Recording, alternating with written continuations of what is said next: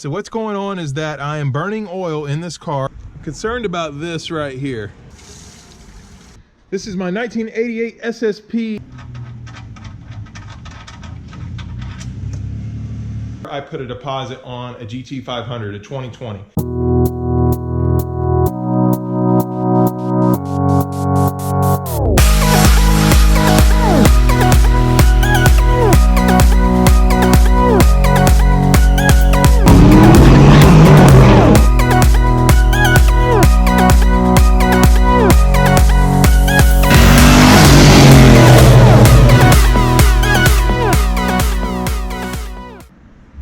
Welcome to Gearhead 704. I'm Matt, and in case you're new to the channel, we are in the midst of a project. This is my 1988 SSP Coupe notchback, former Florida Highway Patrol car here, and we've got some different things going on with it.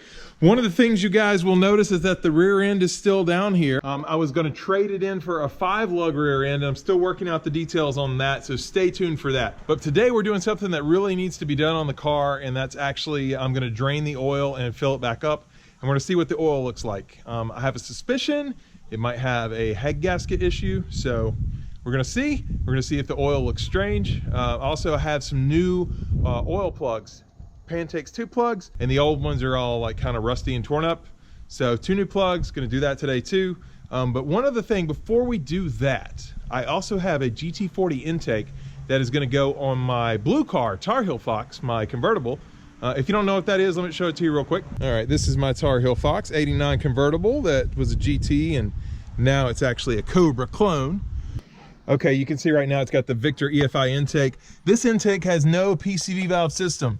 And so what's going on is that I am burning oil in this car, and usually it's under full throttle. When I have full throttle pulls, at the drag strip, I've been to the drag strip in this car, you can see that the exhaust just shoots out smoke in the back. And so with no PCV valve system, what's happening, I think, is that oil is getting up in this intake, and I've talked to several people about it. Many people have suggested it. So one other issue I have with this car is it has too much crankcase pressure. That's why I have this breather cap on here. Well, guess what? You shouldn't need this for a mass air car, which this is still a fuel injected mass air car. So really, this is a vacuum leak, essentially. But anyway, I need it right now because it's kind of a band-aid for my crankcase pressure issue. But we do plan to replace this intake with the GT40. But before we can do that, I have to make sure this GT40 intake I bought is actually good. It was used. You can't really get them new anymore, as you guys probably know if you're foxbody people. And so I have to actually test and see if this intake is any good, because I noticed something that might be a crack, and I want to put some water in it, test it out, make sure it doesn't leak. Hopefully it doesn't. And yeah, I'll go ahead and show that to you guys as well. So let's do that first, and then we'll get working on the SSP. All right, you can see this thing is actually pretty beat up, at least right here on the backside. It's got a nice little dent right there. What I'm actually concerned about, though, because that part right there, that dent's not going to be a big deal, you know, because it'll be near the back of the motor. No one will really see it. But what does concern me, find it here, concerned about this right here, this scrape. So hopefully it's just a scrape. Hopefully it's not a crack. I want to find out if this is actually cracked and leaking water. But yeah, what I'm going to do is I'm going to actually pour water down in here, and then see if this guy leaks at all.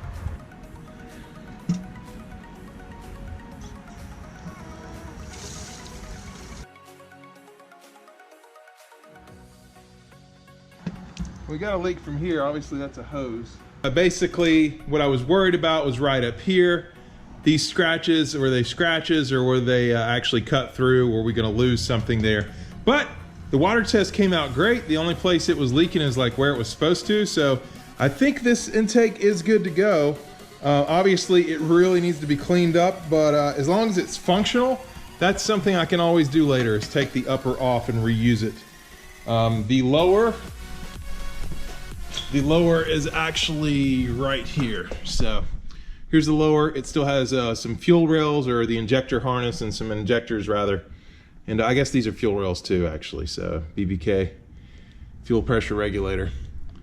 Yeah, so I think that's what all that is. If not, you guys let me know, but yeah, this is the lower intake, which looks like it really needs to be cleaned up first before going on the car. But anyway, yeah, that's what's going on with the intake. Stay tuned for a future video on that. I plan on putting that on Tar Heel Fox, like I said, taking the Victor EFI off and see if that solves some of our burning oil issues. But anyway, that takes care of that issue for now. But what we're really gonna do today, what we're mainly focused on, is getting that oil changed here on the SSP. So let me go ahead, I'm gonna get you guys under the car, see what we're looking at. By the way, before we get under the car, these are actually my new oil pan bolts. Like I said, it does actually take two. Looks like they also gave me a plastic washer, I guess. I don't know if there's supposed to be a washer up under there. I'll take a look when we take the old ones off, but yeah, here's the nice new ones.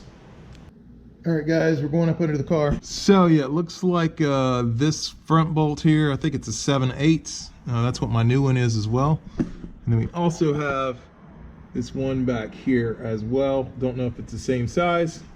And look, you can already see it's got a leak on the outside. That's probably the reason why we're changing it. We're not sure if the bolts are allowing some leaks down here or not. I'm sure we have a definitely rear main seal leak. And I say we are changing it. I'm the only one here. The person that suggested I change it is Mr. Automotive, Terry, my good friend, who basically helped me start this project. And so that's why I'm going ahead and doing this. But yeah, let's change those out real quick. All right, the thing that happens to me, that happens to all YouTubers, I was saying stuff to you guys and I wasn't recording. I don't normally do that, but yeah, I started draining the oil. Anyway, while that was happening, my alarm was going off on my phone because it's time to publish. It's time to publish my last video, not this one, but the one I'm putting up today. So let me go ahead and make that public. Yeah, there we go. World's largest foxbody Mustang poster. So it actually was massive. So if you guys haven't seen that video, definitely check that out. But yeah, so you're probably also asking, why am I draining the oil to see if there's like some discoloration in the oil if I have a blown head gasket? Can't I just check the oil dipstick?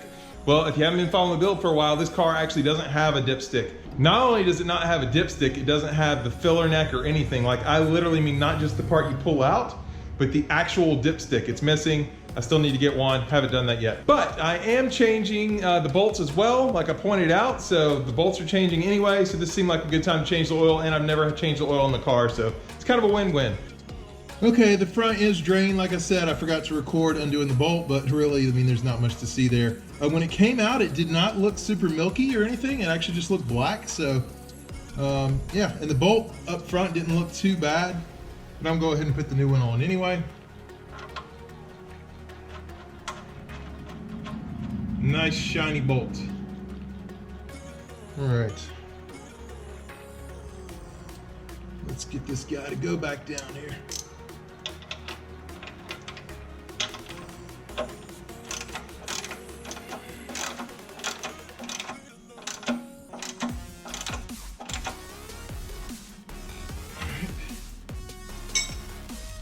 Pretty good there. I don't know what the torque specs are here, but I want to get it tight. Obviously don't want to over tighten, I guess. Like I said, if you haven't been following the channel for a while, you might not know, but I'm actually not a mechanic. Don't really know what I'm doing, and just trying.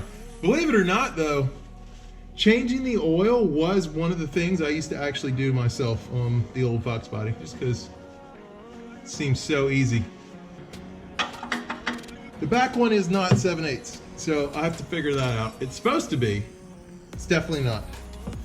I think I'm going to go ahead and drain the back first before I take the filter out. It appears to be a 9/16. Nope, we're going the wrong way here. There we go.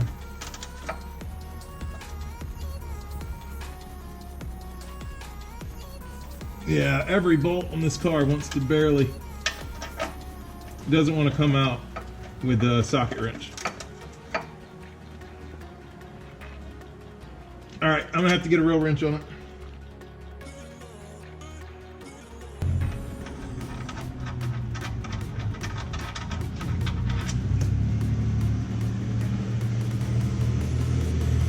Yeah, the oil right there doesn't look bad to me. I mean, it just looks basically dark and black. Think that means we're okay.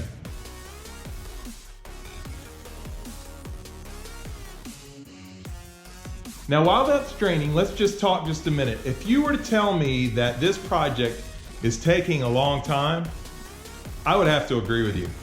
The progress on the SSP has definitely been slow, and I definitely want to apologize to you guys for that. Part of the problem has been me actually figuring things out.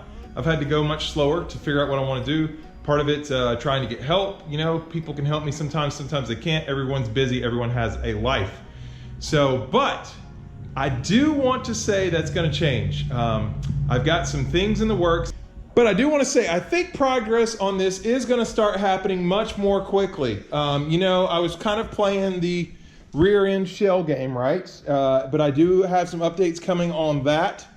And honestly, I think the car is going to move very quickly. I finally figured out what I really want to do. What I'm looking at doing is basically doing a resto mod. To me, resto mod means getting the outside of the car and the interior of the car pretty much looking like it was new. Oh, we got spiders building homes over there. That's great.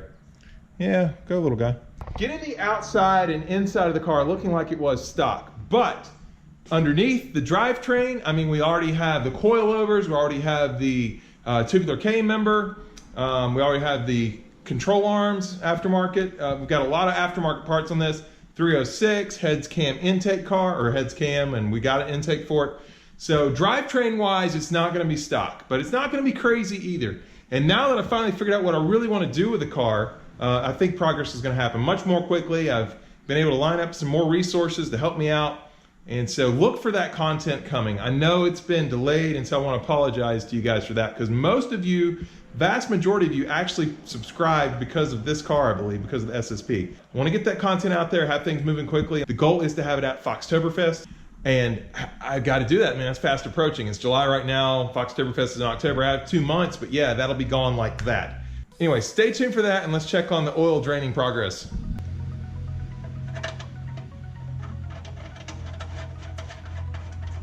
All right, new bolt in. Let's tighten her down. Trying to clean up some of the area around here a little bit with this paper towel, just so I can see if oil still is actually coming out or not. All right, now we come to one more of the fun parts, and that is removing this oil filter. I do have an oil filter wrench, so let's see if it gives me what I need. I usually bend these things up, taking them off, to tell you the truth. There we go. Oh, this isn't too bad. Yeah, it's coming right off. Alright, got my oil pan underneath to catch.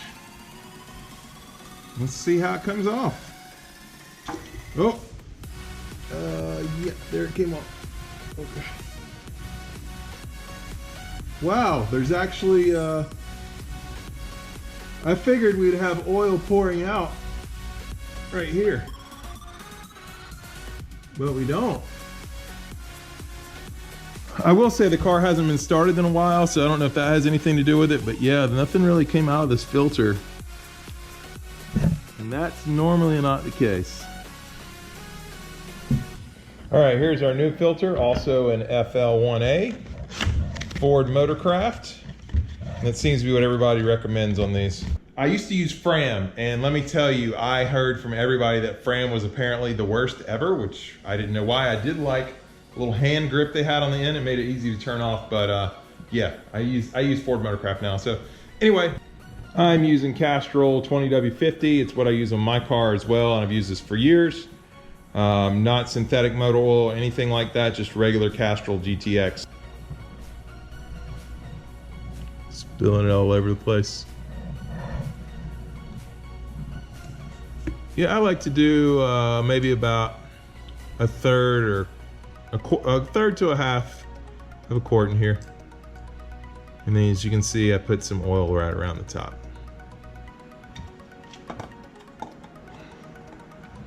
Problem is, putting oil in it is it tends to want to spill out.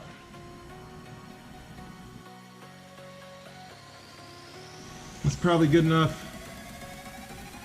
One more turn, there we go. All right, that should be on there.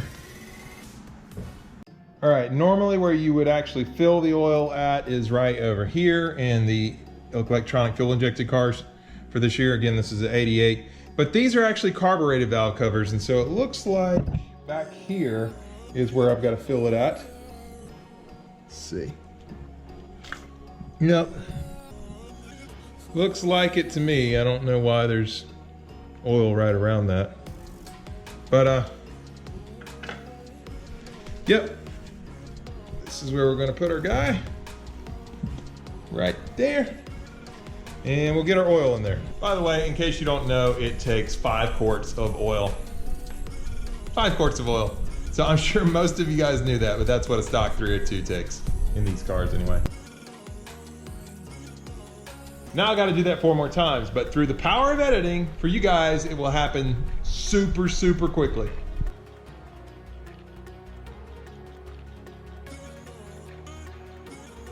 Okay, so obviously that was really simple even for me to do, and like I said, it's something I did for years on my car, my other Fox body, so no real surprises there. The oil looked good. I do feel better about changing the oil just because I know the oil that's in it is good, although I'm not really running the car right now, so it's probably fine. Probably didn't need to change it other than those bolts. Those bolts were definitely, I mean, one of them was even the wrong size, a 9/16. They're both supposed to be 7/8, at least that's what worked for me. So yeah, I'm glad that that's taken care of. Anyway, simple stuff. Let's go ahead and talk about something else real quick. So if you've been with the channel a very, very long time, you probably remember I put a deposit on a GT500, a 2020, one of the new Shelbys coming out. And I wanna know if any of you guys are actually interested in seeing that car on the channel, the 2020 Shelby GT500. From what I've seen, you guys pretty much just like Fox body content. Anytime I try something different, it doesn't get very many views. And so I love Fox bodies as well, so I figured just stick with that. But if that is something you're interested in, please let me know in the comments down below. I'd love to know if you want to see that kind of car on the channel. I could do it, but it would be challenging financially. Probably not the best financial decision I could make. I could pull it off, but we'll have to see. If a lot of people really want to see it, maybe I'll do it. My other video didn't get many views at all on putting the deposit down, and so that's kind of why I went away from that. Other than that though, the other big news I have is that last night I actually got notification from YouTube that I'm approved for monetization. So hopefully you're seeing some ads in my videos. I don't want you to actually have to see the ads, but I would like to get some money back for that, you know, all the time I'm putting in. And obviously the more money I get back, the more I could put into the cars. So hopefully that's working out all right, and I can't thank you guys enough for that. All of you that subscribed to me, you helped me reach that goal. It took about, I wanna say 10 months before I got monetized of consistent video uploads. I upload 2 times a week, every Sunday and Wednesday, for those of you guys that don't know. So yeah, I did that consistently, and it took about 10 months. So that's a lot of videos. That's a lot of videos over that 10-month period. Anyway, I hope you enjoyed this video. If you did, please hit the like button.